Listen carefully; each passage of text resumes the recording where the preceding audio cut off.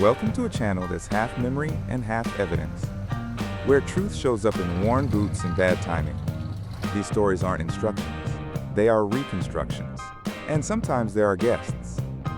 Nothing here is advice, and none of it's fake, other than this voice. From El Castillo de Blanquet, this is Steve R. Patterson.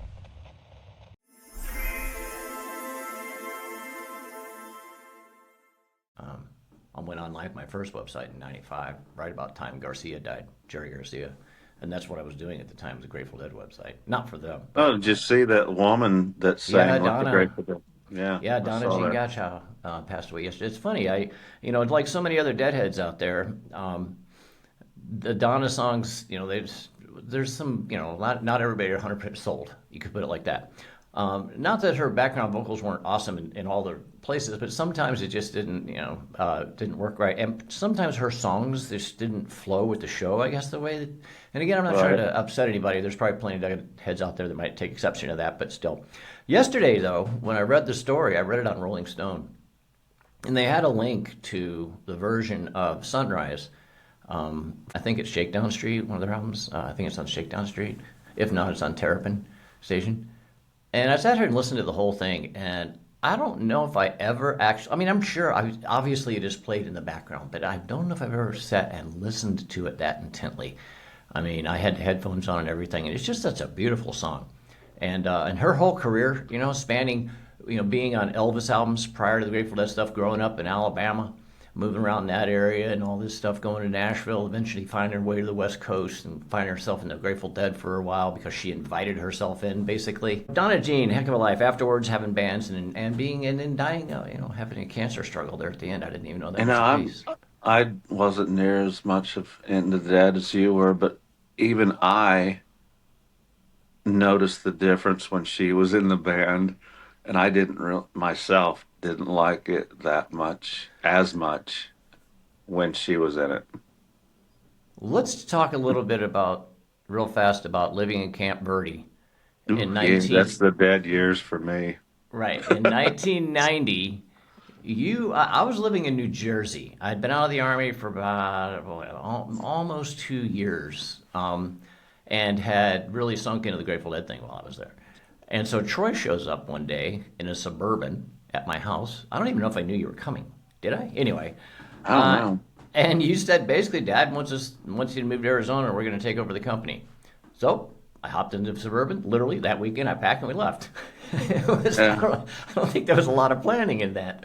We eventually wound up living together in Camp Verde, Arizona, and working at the base of Bell Rock in Sedona in 1990. This was a different Sedona in those days, and the Village of Oak Creek, which we were working in, was just a little, I'm sure it's a full-blown community.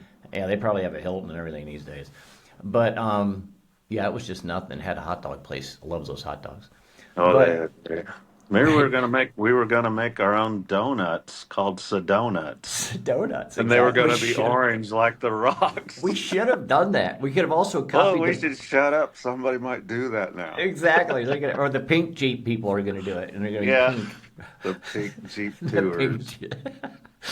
Anyway, but so there's a lot of stories in that, and we're going to talk a lot more about the Red Roads. This is the Red Roads era, but one story in particular I want to talk about was that I had ordered mail order to go see Grateful Dead play out at Shoreline, out in Mountain View, California. And we were living in Camp Verde. And Troy had like an 86 red Camaro with T-tops. Yeah. Oh, right. Yeah. That thing was bright. Right. Bright red. So we hop in this thing, and we're going out to San Francisco area to see the Bay Area to see the Grateful Dead. And so this was my first West Coast show. I don't know what I was expecting, but I had also recently cut my hair. Excuse me. It was still growing out because I didn't think it was long enough. Yeah, I was only 2 years off from the Army. I didn't think my hair was long enough. I didn't think I looked cool enough or whatever. The whole scene was so much more than I'd experienced at any of the East Coast shows. And I walk into the show, and I get in there, and I sit down, and this is where the guy looks at me, and he says, if a fish flies sideways into a solar toaster, who pays for the insurance? I've been asking that question online I mean, even back at UGA Sports, I'd bring that up. I've said that on the air on Sirius Satellite. I think I've probably even jokingly said that to a Georgia Bulldog Club live at some presentation at some point in the past. But anyway, yeah, who pays for the insurance? And I've even asked ChatGPT that. But anyway, I'm going to call my insurance agent when we're done with ask that question, right? But oh, by the way, Troy did share with me the picture of Mr. Shrevrin or whatever, the Alex Trebek thing. I'll take him guilty for 400. He does look really like him. I could probably share it. If I'll figure that out next time. But so. It's interesting. They have thumbnails of us up there. I thought we were frozen, but that's little thumbs of us earlier, I guess. So anyway, Troy and I go out there, and we get there, and I, of course, went out right off the bat and found myself a hit of LSD, right? That's what you do. You're a Grateful Dead show. And of course, Troy's not doing this. Troy's drinking beer at the car, and Troy's not going in either. So we're parked now in basically the Shakedown Street area of a Grateful Dead parking lot, which is where all the tour people are, the ones that are there all the time. It's just bizarre that goes on forever of just Grateful Deadness stuff. It's really, it's been gone since that time. It's been imitated since that time, but it left when Jerry left. But at any rate, it was full bloom in those days. And so there we are, not in a Volkswagen bus, not anything else. We're sitting there in this bright red Camaro. Right, red Camaro, probably listening to the Black Crowes. And so, we chose to do a lot, even at that show probably. So I go into the show, and my tickets are too close. I'm like the fourth row right below Jerry Garcia. I can see his beard hairs. I mean, it's like too close. And the problem is, just beyond Jerry is the drummer Bill Kreutzmann. And they're looking at each other, but I don't know that. I think Bill Kreutzmann's looking at me, right? And so this is after the guy looks at me and asks me that strange question. They come out and they played, I think, Touch of Grey. And now at the time, there was this thing about touch heads, new people to the scene. They only came in because Touch of Grey was out, blah, blah, blah. And of course, I was going to look like one of those because I just got out of the Army, even though I'd been into the Dead for a few years still. They might think I'm a touch head. My brain's going crazy with this stuff. Now I look up after their first song was Touch of Grey, which is their quintessential, no, it was Let the Good Times Roll, which I hadn't heard. And then I think they went into Touch of Grey. And so Let the Good Times Roll, and what the hell song is this? And they're all singing it, and afterwards, Jerry looks to to Bill, and shakes his head. I can see him shaking his head, and Bill looks at him, he's like, I don't know. And I think Jerry is wondering why I'm in the show. And Bill is saying, I don't know. And so then literally Jerry turns around and looks dead at me. I'm like, oh my God.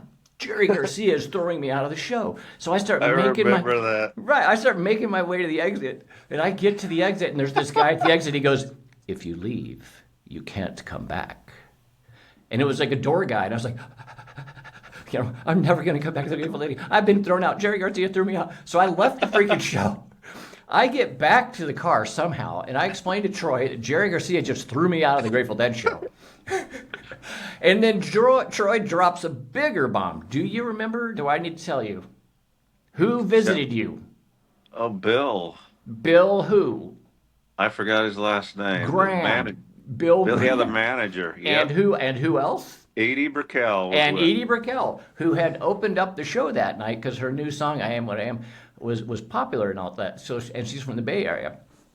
So Troy starts telling me that Bill Graham and Edie Brickell were just at his car while I'm trying to explain that Jerry Garcia just threw me out of the show. And Troy has had a few drinks. I've had a little LSD. And this scene is rapidly spiraling out of control. Like, what is going on? And so other deadheads come up and confirm Troy's story. And we look on the hood of the car, and one of them says, see, look. And there was literally two little... They were the dusted off butt cheeks where Edie Brickell had sat. Yeah.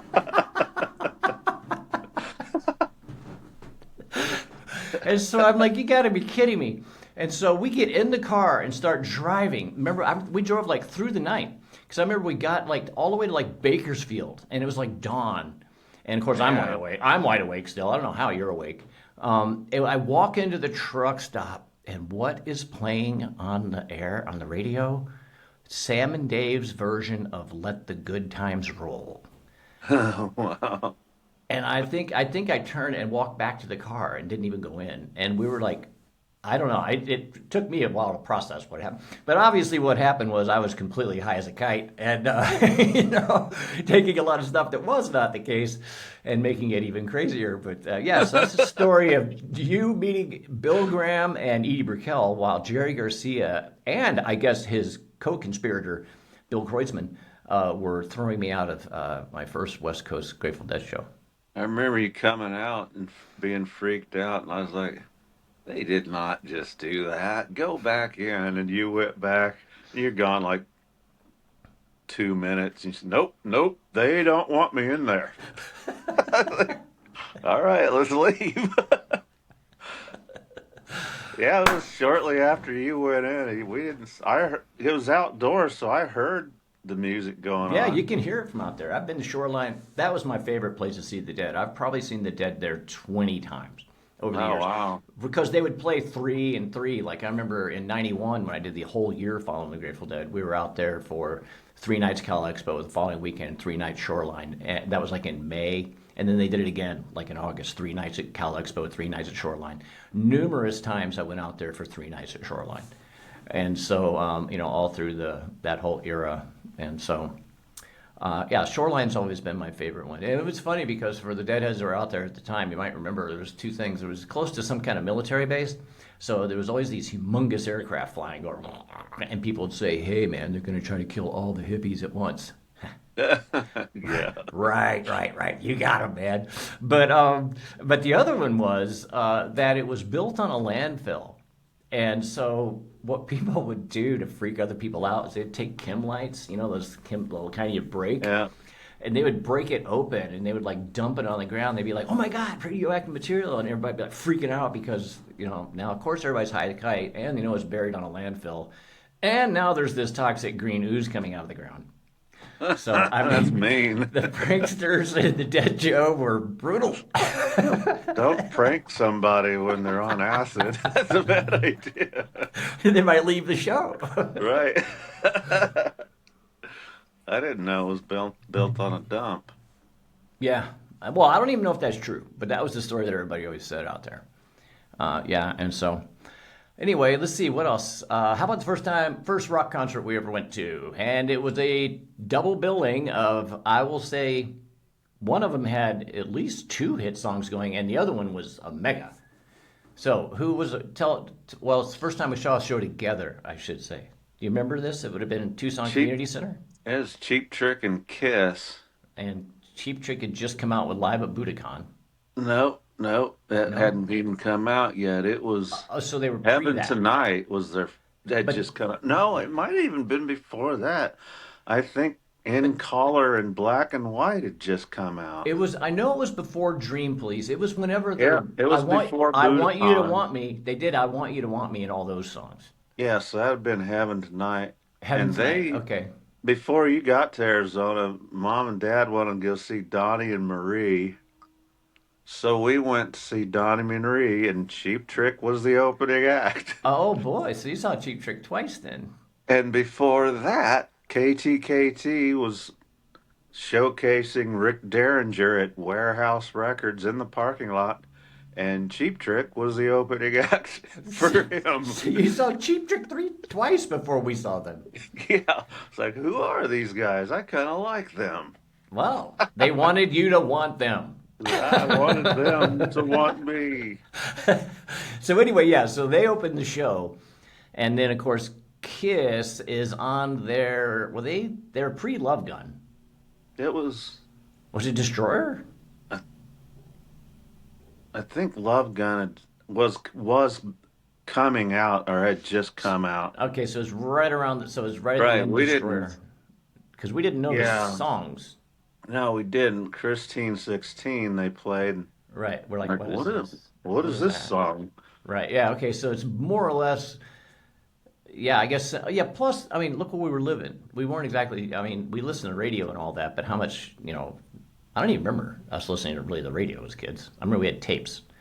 Yep, tapes and albums. So we wouldn't have heard the new Kiss stuff as it came out. So we were still in Destroyer. Yeah, Destroyer, Rock and Roll Over.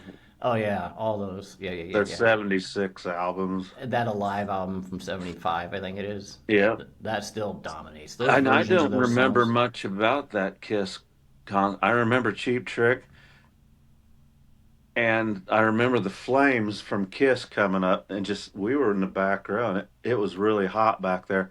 But I do not remember. Greg's like, you don't remember? I said, no, I don't remember anything about it. I don't remember the solo. I remember him spitting blood. Yeah. I Breathing remember fire. I remember seeing the show. I don't remember a bunch of particular songs other than probably Right. the I ones that I don't remember. recognized. I remember being at the show, but not really. And I think it's Right. because there was so much marijuana in the air. And we were I don't short. know. We weren't even Huh? 10 years old. 10, We were 9, 9, 10.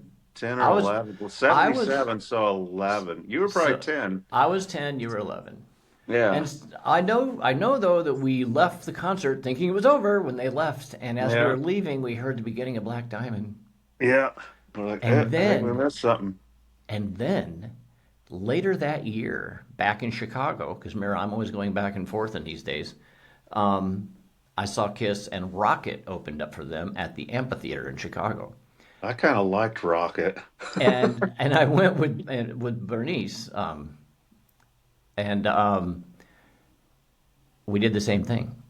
As soon as the lights came on, or not lights, but as soon as they left the stage, we left. And I remember walking by the gate again and being like, "Oh my God, I just did the same thing. Were we leaving before before the thing?" And we'd already walked so far. She's like, "Let's keep going." So I missed Black Diamond twice Twice. in the same year. And those are the only two times I ever saw Kiss. That was it. Because, I mean, You after didn't see that. them in 82 with the Creatures of the Night. I think. No. Because for Kiss with me, after that, Love Gun came out. Then they did their little individual albums, and Kiss Meets the Phantom of the Park came out. Yeah. And then they did Disco. They and then became a that disco. new Kiss Alive 2. When Kiss Alive 2 came out, I felt. I mean, I don't know if I felt this, but they had reached the max potential for Kiss in my mind. And it was about the time that I started getting Joe Perry more in via you. And so and then they came out with that bootleg album cover, live bootleg. Yeah, Aerosmith live album. bootleg. And when I heard that, I don't think I listened to Kiss again. And What did Kiss Meets the Phantom, which came out like all the of it came out. anniversary was like 52 years ago or so, but I watched that and I was embarrassed to be Yeah. a Kiss fan. I was Yeah. just like, oh no, I don't like this. And then I don't even remember any of the Gene Simmons or Paul Stanley solo album material. The only thing I really remember at all is Ace. Ace, he saved the solos with Yeah. New York Groove or something. Right, I'm back. Yeah. Back in the new. And there's Yeah. another Rocket Ride. That one. Yeah, that was I think on that's on. Alive too, I think. Is that, yeah, but was it a solo thing? Anyway, Ace Yeah. saved him through that. And then that was it. Because even Joe Perry didn't last long. Because what happened next was Randy Rhoads and Dave Murray knocked on the door. Well, you went on a Michael Schenker thing for about a No, summer. no. I was on an anti-Michael Schenker thing for Oh. the summer. What it Really? was yes. See, here's the thing. I I'm thought not. you liked UFO a Oh lot. no. Okay, no. The reason you think this is because back in Chicago, the neighborhood was divided into two camps. Oh, no. Right? There was we still like UFO because Michael Schenker and Rudy Schenker are the best thing forever, unless you can play Rock Bottom exactly like on that live album. You knew how suck. to play it. Right. And so you had to know how to play that if you were a guitar player. And of course, we didn't have any of that going on in Arizona because we were early Iron Maiden and things like that. You know, I don't know if I was even listening to Raven and Accept by then, but probably because they came in right around that same time. Yeah. But Randy was the one that got me first with Blizzard of Oz. And so I was all into Randy Rhoads. But they didn't like Randy Rhoads because he was not part of the Scorpions, and Michael Schenker was the best thing since sliced freaking bread. Right. And so that's how I got to learn that stuff because I was inundated with it, and if I wanted to play with other people, those were the songs they knew. And so basically what happened is when you and I out in Arizona created Enemy, I went back, and I remember I took one of our songs, your song, Funeral, which I still play today. I can still play that entire song. One of the best heavy metal songs ever written, I think. I took it back, and with Danny Schaefer, who still is out there playing, we used it in Blitzkrieg. And then I wrote a whole bunch of songs for Blitzkrieg. We played mostly Blitzkrieg songs, and then a couple of, like Randy Rhoads, Iron Maiden. By the way, I'm gonna have to maybe cut this short. I've got workers coming outside I hear 'em because now. I can hear saws or something. right, and that's gonna go on all day, and so we're not gonna be able to record anymore. So for people watching, we're gonna abruptly end this one like this. We'll talk more about it. Troy, thanks a lot. Yeah, Guaranteed Sunday. Sundays is the day Troy and I have these conversations normally because it's quiet here, and I can't prevent the fact they're cutting down an entire bamboo forest around me. Hey, I thought you're getting bamboozled. I'm getting bamboozled, right? And we'll talk more about that. We'll talk more about life living in Colombia and things like that soon. And Troy, let's try to get together again this week. If not, one of these days we're going to start doing lives. So if you are enjoying any of the content you see here, be sure to like, comment, and subscribe. It does help the algorithm, despite what you might hear, and it's free, right? It's free, and it helps us to keep this going. We might upgrade and actually get, a computer that allows us to have a screen share so we can show you pictures and video of this stuff. Troy, you're on your phone, nice. Right? I'm on an antique laptop. So who knows what we could do. Anyway, that's all we got. Until next time, folks, be safe. And remember, everything that we're talking about here, we're sharing just for the humor and experience of it. We're not bragging. We're not certainly endorsing this kind of behavior. If anything that we said, right, no. And don't do any of this. Right. And we do talk a lot about substance misuse. And so if this is something part of recovery. That you feel, what's that? That's part of recovery. It is part of recovery, sharing your story. It helps normalize it so you don't feel the stigma as much. But at the same time, if you personally feel you need anything, reach out to somebody. Just do it. I mean, go down and just make an appointment with a place like even something like BetterHelp Online or one of those types of things. Just try to do something. There's always somebody out there. And if you think you have a problem, it's probably good to look into it just to make sure. You never know. And you can always find a way to deal with it. And remember, you can get through anything. You're your best asset. Right, Troy? That's right. That's right, man. Ciao. Good. I just looked over.